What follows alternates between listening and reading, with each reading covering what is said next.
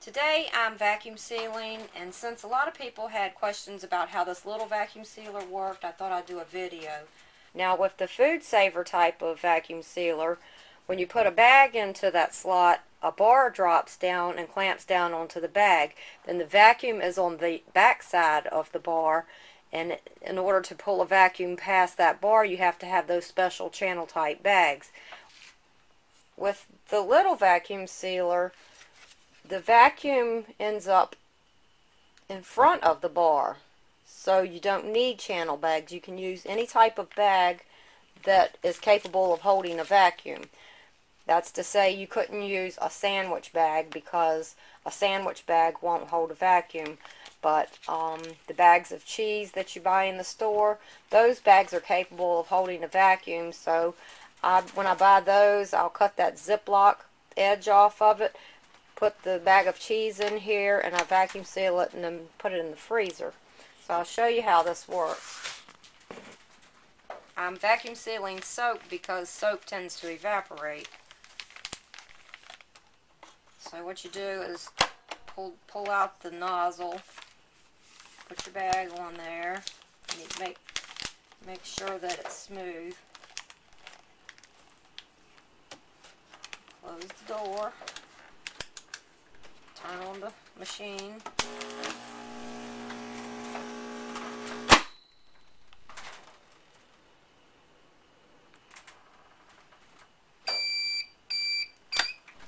And unlock it. And that's it. It's vacuum sealed. And as you can see, these are quart bags that I cut down. I used the other half or something. I don't remember what, but they're just regular clear bags, and they're so much cheaper than the food saver bags. Here's a quart size bag. That's what I use, 3 ml quart size. I have food that I've vacuum sealed 2 years ago. It's still holding up fine.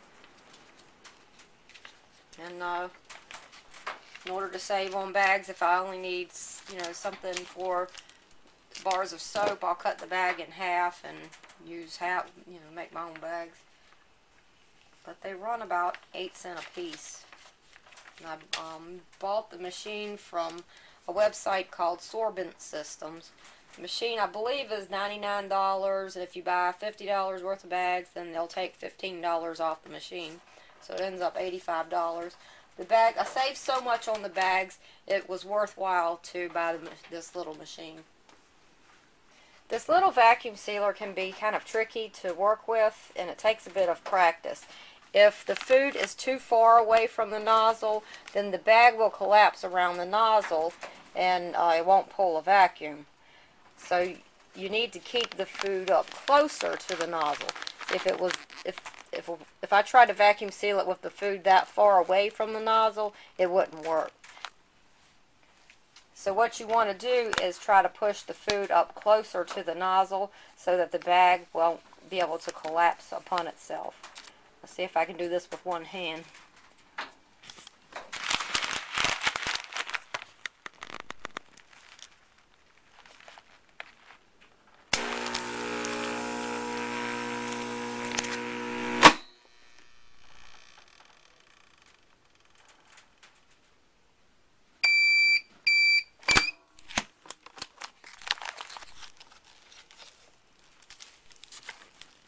Yeah, it works fine, but if those beans had been too far away from the nozzle, it wouldn't have worked properly. It just takes a little practice. It can be a little bit frustrating at first with this machine, but I've been real happy with it. Some foods have sharp edges, like corn or rice, and when you vacuum seal them, sometimes they'll puncture the bag and you'll lose your seal. That happens whether you're using food saver bags or these bags. I've heard people suggest that you could put the food inside of lunch bags and then put the lunch bag inside the plastic bag and vacuum seal it. But I found that the lunch bags have sharp edges of their own that will puncture the bag. So my solution to the problem is to fill socks with the food and then vacuum sealing the sock full of food. And here's bag of corn that I vacuum sealed inside of a sock. And the sock is always reusable. After you use up this bag of food, you can wash the sock and vacuum seal with it again, or you could even wear them if you wanted to. I'll get these socks from the Dollar Tree. There are 3 pair for $1. They're mighty thin. I don't think I would wear these socks, but they're fine for vacuum sealing. Another advantage to this vacuum sealer is that you can vacuum seal powdery foods with it. And it's a bit tricky to do, but I'll show you how you can do it. I have flour in the bag, and you have to make sure that there's no flour up around where the seal will be, or else the flour will break your seal. Put the bag on the nozzle. Then I take a strip of a paper towel here.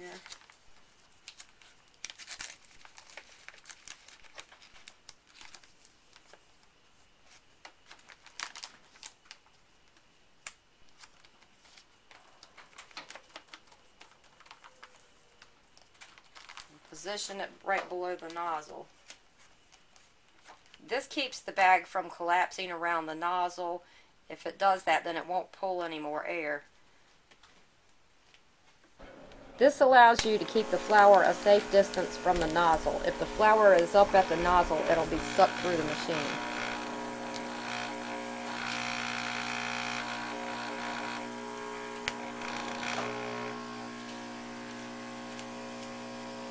Basically what you're doing is creating a channel with the paper towel.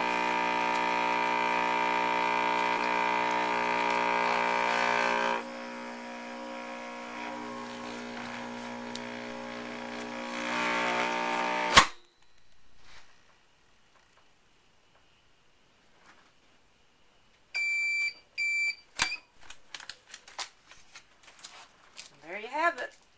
Vacuum sealed flour.